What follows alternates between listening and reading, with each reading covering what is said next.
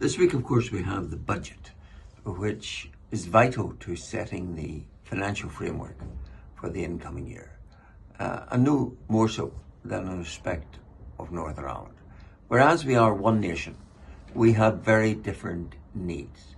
And going back as far as 2012, the United Kingdom government agreed a definition of need which was applicable to the particular circumstances of each part of the United Kingdom.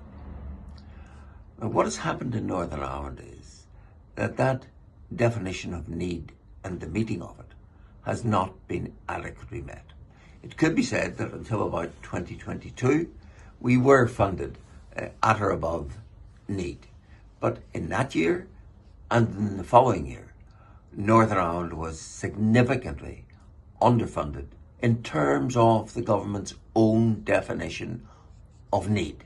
And that has left a very detrimental legacy. Now, when Stormont came back, there was much to do about the fact that new funding was available.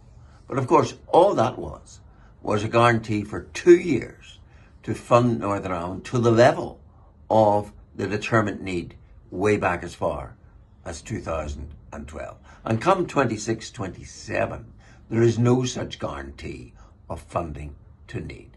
And it is that which needs to be addressed in this budget. And it needs to be addressed in the context of what the UK government has done for another part of the United Kingdom, namely Wales.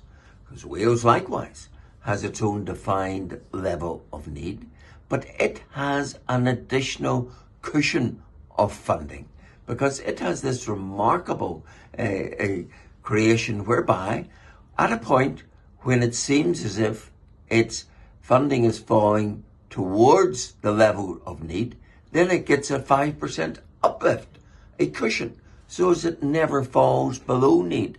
Now that does not apply in Northern Ireland, and that is what we need in Northern Ireland to bring our public funding up to the level that we can put together the needs of our community and meet those needs. And so my fundamental demand, and I made it in a letter some weeks ago to the Chancellor of the Exchequer, is that Northern Ireland must be treated in funding terms like Wales, another part of the United Kingdom, and we too are entitled to that 5% uplift, which would make all the difference in terms of our public funding.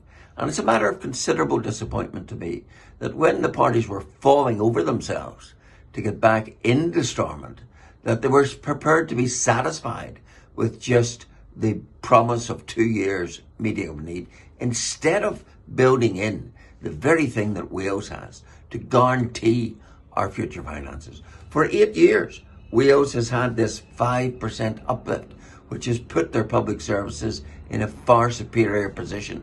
That's what Northern Ireland needs. That's what I've been demanding at Westminster of this government by those who sent me here. And I'm disappointed that others haven't joined and seen that issue and made that case as solidly as it could be made. So that will be part of my input into this budget debate, as well as, of course, deprecating the fact that it looks as if small business is going to be slaughtered with an increase in national insurance tax, and that once again, those who are making the wealth in our country, those who are sustaining jobs in our community, are those that this Labour government is trying to pick upon in terms of their crusade of public spending.